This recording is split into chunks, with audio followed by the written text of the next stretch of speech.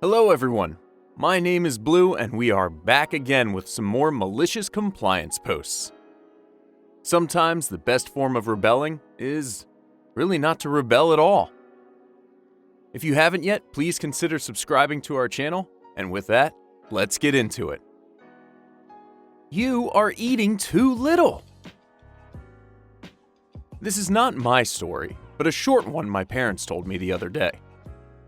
I also am on mobile and English is not my first language. You know the deal. When my parents were recently married and moved in together, my mom was the one in charge of cooking.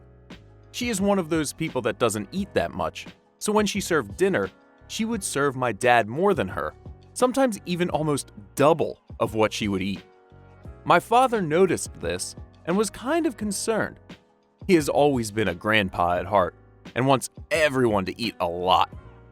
He is also the kind of person you might think they're angry when stating their opinion if you don't know them.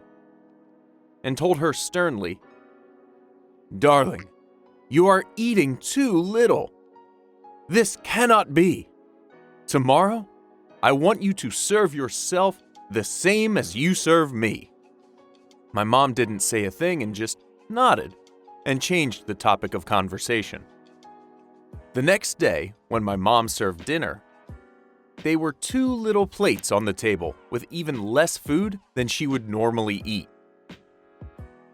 My father was shocked. "What is this?" My mom just smirked and told him she just did what he asked for and thanked him because that allowed her to cook less. They both laughed, and from that day on, my father knew better than to criticize my mom's cooking. Completely unrelated note, how come every single time there's a Reddit post that's like, "Oh, English is not my first language," it's impeccable English? Yeah. Aside from that, yeah, you never want to critique the cook, especially when it's like someone who's got mom in their genes. You never critique a mom. Mom knows best. Equal pay for equal work. I used to work in a medical lab, and all of my teammates were male, and I am female. I did almost twice as much as anyone else and got paid less than anyone else in the same position in the entire lab, including females. Eventually, I noticed that I did more work when my coworkers were asking me to help them out with their job because I was efficient and had extra time. I asked for a raise or to be put on an easier project. My boss said no because I made sure things were done on time and I was the only one who could actually do all the work. I decided to do the exact same amount of work as the coworker that makes the next lowest amount of money. So it's still more than me, but also pretty low. When I started doing this, I started getting behind in my work and had a meeting with my boss. We all send daily updates to the team, so I pulled out my coworkers' daily updates and my daily updates and showed him that they were exactly the same. I'm on a different project, but it takes the same amount of time to do the same work. It's just that my project is more intensive. I asked to be bumped up to that coworker's salary, and if I was bumped up, I would do more work. He said no. I went to HR, they said talk to him. I talked to his boss, who told me to talk to him, who said no. He stopped complaining about being behind and asked my project manager to help me out on my project. He ended up being utterly useless and acting like a child when I explained I was done with work and showed him my coworker's previous daily update and explained, "That's all I got paid to do, so that's all I'm doing." He basically just stalked me to watch what I was doing, but my boss only wanted proof I was actually in the lab, not that I was doing work. I decided to amp it up. My next lowest paid coworker made 12% more than me, so I did 12% less than him. Now, I still have all my previous skill, so I would just sit myself at a computer and just play games or whatnot for the remainder of my shift. it drove him up the wall. Especially because that's all I could do in the rules. So if he asked me to not do that, I had email chains between him and I about where and what I could do during breaks. We had required 2 15-minute breaks on the clock and an off-the-clock lunch. However, we can't use our phone in the lab. Most chairs were in dirty, biohazardous areas, and clean chairs were limited. And it'd be rude to move those, but sitting on the floor in the locker room was unprofessional.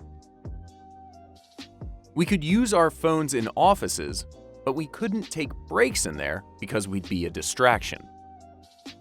The building was huge and had one break room that took 3 to 4 minutes to walk to from my lab, and breaks were 15 minutes total, so that was useless.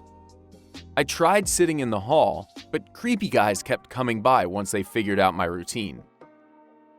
So, I'm taking my breaks in the lab on the lab computer, but it's 15 minutes uninterrupted.